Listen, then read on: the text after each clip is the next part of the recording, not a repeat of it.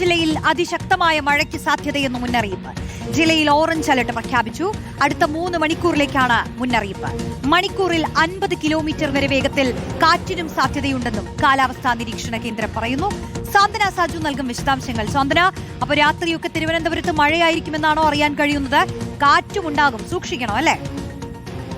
റോഷ്നി, ഇന്ന് വൈകുന്നേരം മുതൽക്ക് തന്നെ തിരുവനന്തപുരത്ത് വീണ്ടും മഴ തുടങ്ങിയതാണ്. ഇന്ന് പുലർച്ചെയൊക്കെ തന്നെ വലിയ രീതിയിലുള്ള മഴയുണ്ടായിരുന്നു. അതിനുശേഷം പകൽ സമയത്ത് അത്രത്തോളം മഴ പെയ്തിരുന്നില്ല. പക്ഷേ ഒരു 6 മണിക്ക് ശേഷം വൈകുന്നേരം ശക്തമായ മഴയാണ് തിരുവനന്തപുരത്ത് പെയ്തുകൊണ്ടിരിക്കുന്നത്. പ്രത്യേകിച്ച് നഗരപ്രദേശങ്ങളിലടക്കം ശക്തമായ മഴയാണ്. ഇതിന്റെ ഒരു പശ്ചാത്തലത്തിൽ കൂടിയാണ് ഇപ്പോൾ ജില്ലയിൽ ഓറഞ്ച് അലേർട്ട് പ്രഖ്യാപിച്ചിരിക്കുന്നത്. നിലവിലിപ്പോൾ അടുത്ത 3 മണിക്കൂറിലേക്ക് ഓറഞ്ച് അലേർട്ട് ആയിരിക്കും എന്നുള്ള കാര്യമാണ് കാലാവസ്ഥാ വകുപ്പ് അറിയിച്ചിരിക്കുന്നത്.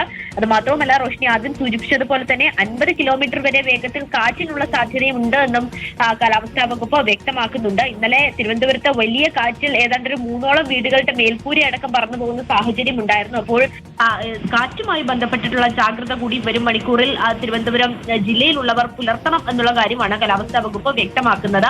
ഇത് മാത്രമല്ല, ഇതിപ്പോൾ 9 ജില്ലകളിൽ മഴ മുന്നറിയിപ്പ് നൽകിയിട്ടുണ്ട്. അതിൽ തിരുവനന്തപുരം, കൊല്ലം, ഇടുക്കി, എറണാകുളം, തൃശൂർ, മലപ്പുറം, കോഴിക്കോട്, കാസർഗോഡ് ഈ 8 ജില്ലകളിൽ യെല്ലോ അലർട്ടും അതുപോലെ തന്നെ കണ്ണൂർ ജില്ലയിൽ ഓറഞ്ച് അലർട്ടുമാണ് റോഷ്നി നിലവിൽ നിലനിൽക്കുന്നത്. ശരി, സാന്ത്വനയാണ് കാലാവസ്ഥാ റിപ്പോർട്ടുകൾ നൽകിയത്.